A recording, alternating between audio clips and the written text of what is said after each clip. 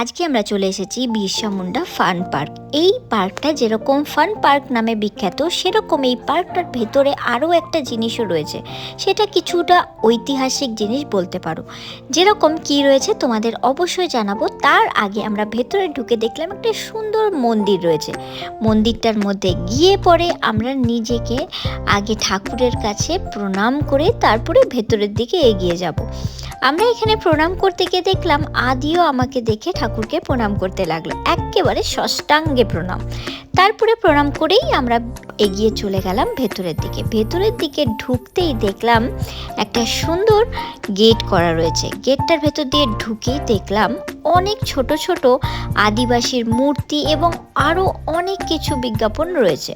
আদিবাসীর মূর্তিগুলো যেগুলো ছিল প্রত্যেকটা থিম আলাদা আলাদা রকম। কেউ ঢেকি পিষছে, কেউ আবার চা বানাচ্ছে। চা যেটাতে বানাচ্ছে সেটা একদমই আলাদা। সেটা কিসে জানো? চাটা বানাচ্ছিল হচ্ছে আমাদের যে নারকেল হয়, নারকেলের খোলার মধ্যে চা বানাচ্ছে। আগেকার যুগে এগুলোই হয়ে থাকতো। তারপরে এখানে একজন বসেছিলেন, এনার যে থিমটা ছিল হচ্ছে কাঠ কাটছে, আর এই যে চা বানাচ্ছিল বললাম না, এইখানে। তারপরেই এখান থেকে ভেতরের দিকে ঢুকে যেতেই দেখলাম একটা সুন্দর আরও অনেক স্ট্যাচু রয়েছে। এখানে গঙ্গারাম সিংয়ের স্ট্যাচু ছিল, তারপরে সিধু কানু, বিরসা মুন্ডা সবার স্ট্যাচু ছিল। আরও অনেক বীর পুরুষ আছে যাদের স্ট্যাচুও ছিল। সুন্দর একটা বড় মাঠ, তার পাশেই ছিল একটা বড় অডিটোরিয়াম। এইটা ছিল অডিটোরিয়াম। অডিটোরিয়ামের মধ্যে আমি যতটুকু শুনলাম যে এর ভেতরে ভাড়াও দেওয়া হয় এবং মাঠের মধ্যে এত সুন্দর করে মানে সাজিয়ে রাখা হয়েছে, জাস্ট তোমরা নিজেরা না গেলে বুঝতে পারবে না। তারপরে আমরা একদম ভেতরের দিকে এগিয়ে যেতেই আমি তোমাদের বললাম না ঐতিহাসিক কিছু জিনিসপত্র। ঐতিহাসিক বলতে এখানে না, এইটা ছিল জেল। এখানে শুনতে পাওয়া গেল যে এখানেই নাকি সিধু কানু, বিরসা মুন্ডা, গঙ্গা সিং আরও এরকম অনেক বীরপুরুষ এইখানেই জেলে কাটিয়েছে। আমাদের বীর পুরুষরা এখানেই ছিলেন। এখন এই জেলটাকে রেনোভেট করে আরও নতুন করে তুলেছে, কিন্তু যতটুকু আমাদের কাছে তুলে ধরেছে আমাদের কাছে সেটাই অনেক। আমরা তাদের সেই সময়টা তো আর পার করতে পারবো না, কিন্তু সেই সময়টা দেখে আমরা নিজেকেও একটা মনে করতে পারবো যে আমরা সেই বীর পুরুষদের জন্যই আমরা এইখানে রয়েছি। সেখান থেকে বেরিয়েই চলে গেলাম ডাইরেক্ট বাচ্চাদের ছোট্ট ছোট খেলার কিছু জিনিস ছিল এবং এগুলো ছিল পুরোটাই পেড। শান্তনুর ইচ্ছা ছিল যে জাম্পিং মিকিটাতে আদিকে চাপাবে, কিন্তু আমার বড্ড ভয় পাচ্ছিল। সেই জন্য আমি তাকে বারণ করলাম যে না, ওখানে অনেক বাচ্চা ছিল তো সেই জন্য একটু ভয় করছিলাম। তারপরেই আমরা এখানে আদিকে একটু ড্রাগনে চাপিয়ে তারপরে চলে গেলাম ভেতরের দিকে। ভেতরের দিকে যেতেই দেখলাম এখানে একটা সুন্দর মতন পুতুল নাচের ব্যবস্থা করা হয়েছে। তো তার জন্য একটু এখানে অপেক্ষা করতে হয়েছিল। পাশে একটা লাইভ শোয়ের ব্যবস্থা ছিল। লাইভ শোয়ের ব্যবস্থাটাও তোমাদেরকে অবশ্যই দেখাবো। খানিকক্ষণ এখানে ওয়েট করতে হচ্ছিল অবশ্যই, কিন্তু বড্ড অসুবিধাও হচ্ছিল। আদিকে নিয়ে এতক্ষণ টাইম এখানে ওয়েট করা তোমরা তো বুঝতেই পারছো। লাস্টে ও ওখানে ঢোল বাজিয়ে বড্ড হাঁপিয়ে গেছিলো, তাই বসে বসে পুতুলদের সঙ্গে একটুখানি জল খেয়ে নিল। এখানে ও বারবার করে যাচ্ছিল আর ঢোলটা বাজাচ্ছিল। তারপরেই শুরু হয়ে গেল পুতুল নাচ। তোমাদেরকে একটু দেখাই।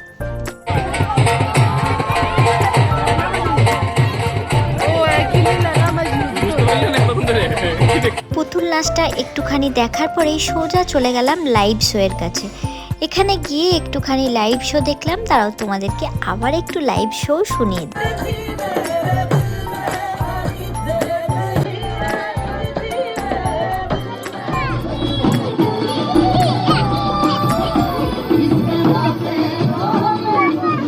লাইভ শো খানিকটা দেখে পরেই ডাইরেক্ট চলে গেলাম এক্সিটের পথে। এক্সিটের কাছাকাছি গিয়ে দেখলাম একটা সুন্দর লাইটিং করা রয়েছে যেখানে সবাই ফটো তুলছে।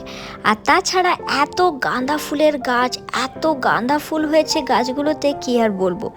সেখানে সামনাসামনি পার হতে গিয়েই দেখলাম বাচ্চাদের জন্য একটা অ্যানিমালের জায়গা রয়েছে, কিন্তু ওখানে সেরকম পশু পাখি সেরকম কিছু ছিল না, কিন্তু প্রচুর খরগোশ ছিল।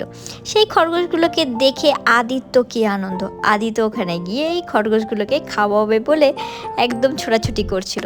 তোমরা জাস্ট নিজেরাই দেখো আদি কি করেছে।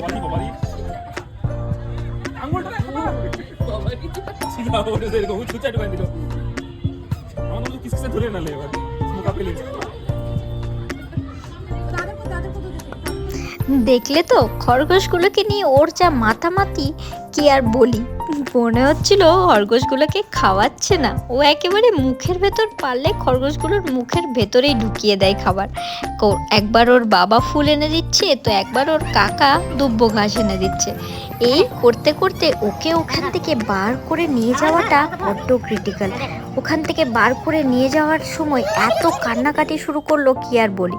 তাও কোনো রকম খেলাধুলার কিছু জিনিসপত্র দেখিয়ে ওকে ওখান থেকে বার করে আনা হলো।